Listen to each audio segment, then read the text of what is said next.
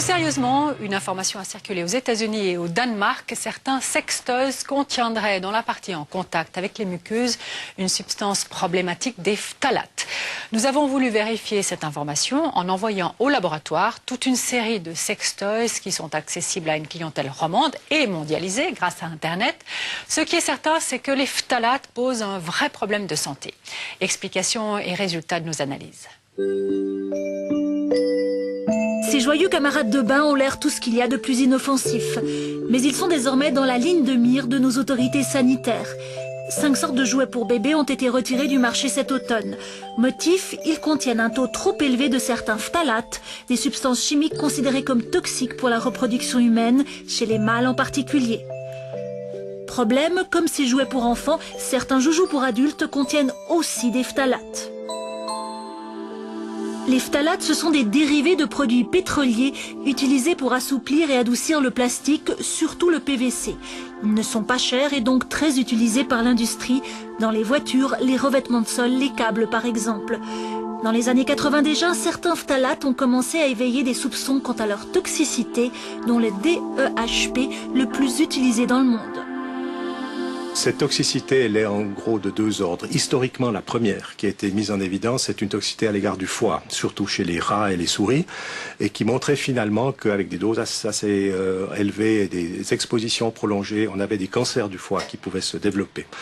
Maintenant, depuis quelques années, on admet que ce mécanisme-là chez le rat ne vaut pas pour les autres mammifères. Donc, pour l'homme, par exemple, l'Institut de recherche sur le cancer de Lyon, le centre de Lyon, a mis les phtalates dans la catégorie 3, c'est-à-dire qu'on ne peut pas les classer pour l'homme. C'est donc pas un cancérigène humain.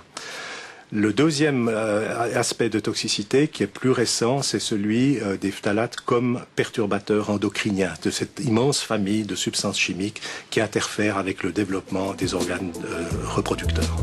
Les phtalates ont ceci de particulier qu'ils ne sont pas liés chimiquement au plastique et ils peuvent donc migrer dans notre organisme.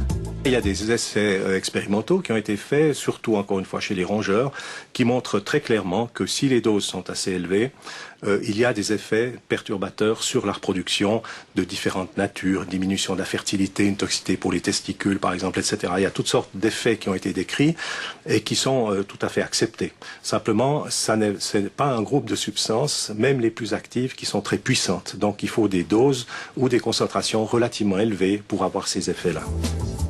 En 2005, l'Union européenne a usé du principe de précaution en limitant à 0,1% la teneur de 6 phtalates dans les jouets que les enfants en bas âge peuvent téter ou mâchouiller. La Suisse a suivi cette décision. Tant que ceci n'est pas éclairci et tant qu'on n'a pas davantage d'informations, je crois qu'il vaut mieux avoir une attitude de prudence et probablement que l'attitude de l'Union européenne est parfaitement supportable par l'industrie qui est la principale opposée à ces mesures. Dans le domaine des sextoys, en revanche, il n'existe aucune limitation ou interdiction. En l'état des connaissances, on peut pourtant logiquement se poser la question de l'exposition aux phtalates lors du contact des sextoys avec des muqueuses fines et très irriguées. L'une des rares études scientifiques sur le sujet, menée par le ministère danois de l'Environnement, assume d'ailleurs que l'usage dans le vagin de ces produits peut être comparé à une ingestion orale. ABE a voulu savoir si certains des produits vendus en Suisse romande contenaient les 6 phtalates en question. Nous avons constitué un échantillon de 16 vibromasseurs et boules de geisha vendus sur Internet, par correspondance, dans les grands magasins et dans les sex shops. 10 ont été fabriqués en Chine, les 6 autres provenant d'Europe, d'Allemagne notamment.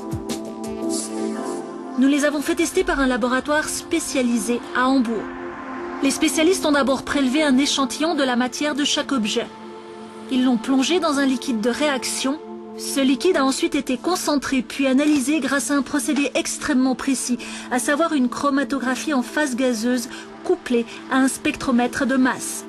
Ce procédé permet de calculer la teneur en phtalates. Au final, le labo a déterminé le grammage exact des phtalates et leur proportion par rapport à la masse plastique siliconée totale en contact avec les muqueuses génitales. Pour rappel, l'Union européenne a limité à moins de 0,1% la teneur de 6 phtalates dans les jouets pour enfants en bas âge. Voici nos résultats avec des prix indicatifs. Seuls 2 sextoys sur 16 sont sans phtalates. Joyous Push Velvet Touch, prix 71 francs. et le Velvet Blue Vibe, prix 33,15 francs. 10 objets présentent des traces de phtalate à moins de 0,1%. Clint, prix 64,90 francs. Natural Contour Petite, prix 59,90 francs. Spectraz, prix 49 francs. Oh My Bod, prix 129 francs. Play Dream, prix 99 francs. Toujours avec des traces de phtalate. Dolly Dolphin 2, prix 75 francs. I Rub My Ducky Paris, prix 51 francs. Octopus, prix 39,90 francs. Smart Balls, prix 32 francs. Galaxy Lover, prix 79,90 francs. Enfin, 3 vibromasseurs sont largement au-delà du 0,1% de leur masse plastique siliconée en contact, avec des teneurs en phtalate sidérantes. Le Sex Soda, prix 35,90 francs, il contient 25,6% de phtalate.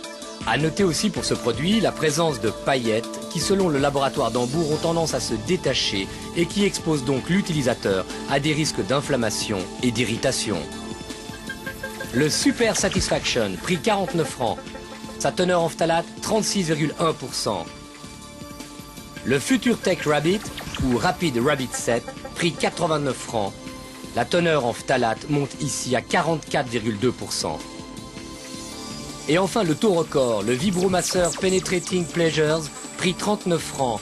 Plus de la moitié de la matière plastique siliconée en contact est constituée de phtalate avec une teneur de 59%. À ce taux-là, vaut mieux s'abstenir. Ici, le principe de précaution prend tout son sens. Il faut savoir que légalement, les fabricants ne sont pas tenus d'indiquer la composition des sextoys sur l'emballage, ce qui est tout à fait regrettable. Des distributeurs sont conscients de la mauvaise qualité de certains articles contenant des phtalates.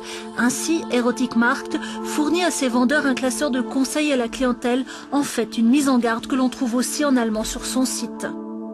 En voici l'extrait pour les objets en jelly, soit une sorte de PVC qui contient souvent des phtalates. La jelly a une odeur désagréable de renfermé. Cela implique, avant la première utilisation, de l'aérer ou de la plonger dans l'eau pendant plusieurs jours. Il est conseillé de mettre un préservatif pour éviter que le produit ne soit pompé par les parties intimes. Si même un vendeur vous met en garde, c'est donc qu'il y a effectivement problème. Et le problème avec les phtalates, c'est qu'il y en a dans différents matériaux, différents objets avec lesquels nous sommes en contact. Il y a donc un effet cumulatif qui nous incite vraiment à dire prenons des précautions.